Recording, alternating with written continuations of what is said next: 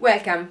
Today we will be talking about an emerging area of due diligence, which is called the ethical due diligence. It's something actually that started to be looked at only over the past 5-6 years, and that's because there is a clear overlap with the cultural and management due diligence. And it's also because nowadays customers are extremely concerned with the ethical behavior of companies. We have actually seen a lot of scandals over the past couple of years because companies behave unethically, and actually this can bring them down.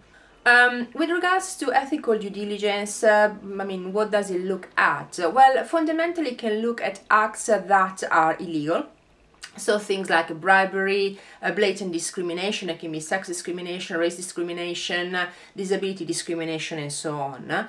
Or actually there can be just inappropriate jokes. So for example, jokes with regards to the customers. If we take into consideration what happens recently with Goldman Sachs and actually the way that they describe their customer, which to be honest was extremely appalling.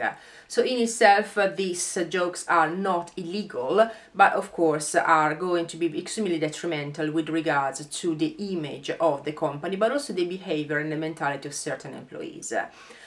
We also have to carry out the ethical due diligence because actually if there is not a good match between the purchaser and the target, it may actually make it really hard when it comes to integration. Let's pretend that in a company it's considered acceptable to make extremely rude joke at the expenses of your customer. And this is, for example, is the target company, but actually the acquirer company, so the purchaser, has got a very high ethical standards. If the two are coming together and actually it's later discovered that the management of the target considers absolutely normal and just a little bit of a banter to make this kind of comments, actually can be very difficult to overcome this kind of mentality and behavior. So whilst at first you may think that the ethical due diligence is just, for God's sake, it's just fluff, in reality actually turns out to be an extremely powerful tool and has to be carried out, as I said, with in parallel with the cultural due diligence and with the management due diligence.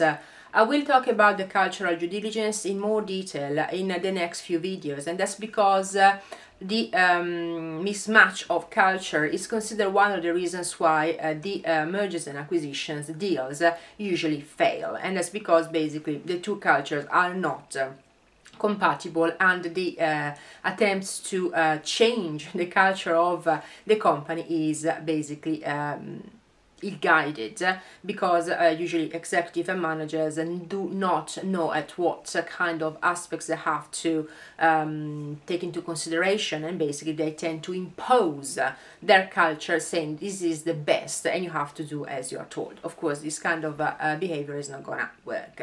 But with regards to the ethical due diligence, how do you carry out? Well, if it is a hostile bid, it may be a little bit more difficult, but if it is a friendly bid, actually by observing people and their behaviors. I actually took part to some due diligences where the managers of the target were actually making a quite abusive and extremely bad taste jokes, and just by looking at their behavior and the way that they conducted themselves, it was very clear that the ethic of these individuals was not in line with the ethic of the purchaser.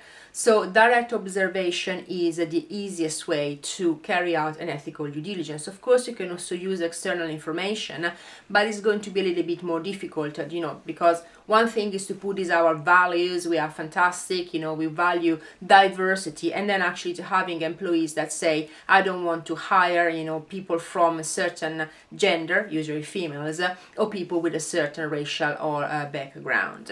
So always carry out the ethical due diligence, incorporate it into your due diligence arsenal, especially if it's a cross-border mergers and acquisition, because of course what is ethical in certain countries, so for example bribery, in other countries of course it can be extremely unethical and in some cases also illegal. Thank you so much for watching.